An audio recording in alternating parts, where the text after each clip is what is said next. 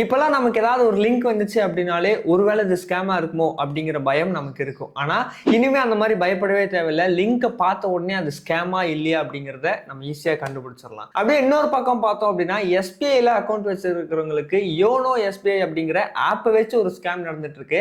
So அது என்ன மாதிரியான ஸ்கேம், அதுல எப்படி மாட்டிக்காம இருக்கலாம், இந்த லிங்க் பார்த்த உடனே எப்படி அது ஸ்கேமா இல்லையா அப்படிங்கறத கண்டுபிடிக்கலாம் அப்படிங்கிறத டீட்டெயிலா இந்த வீடியோல பார்க்கலாம். So welcome to info 366.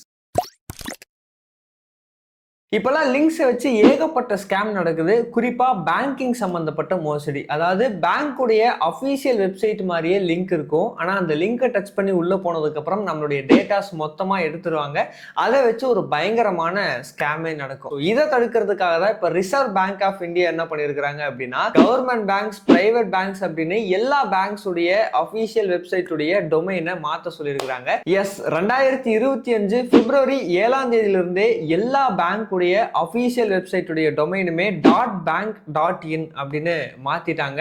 So இப்போ நீங்க எந்த பேங்க் உடைய வெப்சைட் போய் பாத்தீங்க அப்படின்னாலும் .bank.in அப்படின்னு தான் இருக்கும். இந்த ஒரு டொமைனை வந்து அபிஷியல் பேங்க்ஸ் தவிர வேற யாராலையுமே ஆக்சஸ் பண்ண முடியாது. சோ நீங்க இப்போ கூகுள்ல போயிட்டு ஒரு பேங்க் உடைய அபிஷியல் வெப்சைட்டுக்குள்ள போறீங்க அப்படின்னா அந்த வெப்சைட்ல .bank.in அப்படின்னு தான் இருக்கும். அதை தாண்டி நீங்க அந்த லிங்க் டச் பண்ணி உள்ள போனதுக்கு அப்புறம் மேல டாப்ல வந்து பாத்தீங்கன்னா ஒரு லிங்க் கிரியேட் ஆகும். அதுலயுமே .bank.in அப்படிங்கிற அந்த ஒரு டொமைன் வரணும். அப்படி வந்தா மட்டும்தான் அது அபிஷியல் வெப்சைட். ஒருவேளை அப்படி வரல அப்படின்னா அது கண்டிப்பா ஃபேக்கான ஒரு லிங்க் தான். அது மூலமா நிறைய ஸ்கேம் நடக்கிறதுக்கான சான்சஸ் இருக்குது. அண்ட் அதே மாதிரி இப்போ எஸ்பிஐ அக்கௌண்ட் வச்சிருக்கிறவங்களுக்கு பார்த்தீங்கன்னா நீங்க உடனே ஆதார் கார்டு லிங்க் பண்ணணும், ரீகேஒய்சி பண்ணணும். அப்படி பண்ணல அப்படின்னா உங்களுடைய அக்கௌண்ட் வந்து டீஆக்டிவேட் ஆயிரும். ஸோ அதனால உடனே நீங்க இந்த லிங்க்குள்ள போய் இதை டவுன்லோட் பண்ணி இந்த ஆப் வந்து இன்ஸ்டால் பண்ணி வச்சுக்கோங்க அப்படின்னு சொல்லி ஒரு ஏபிகே ஃபைல் வந்து வந்துட்டு இருக்குது.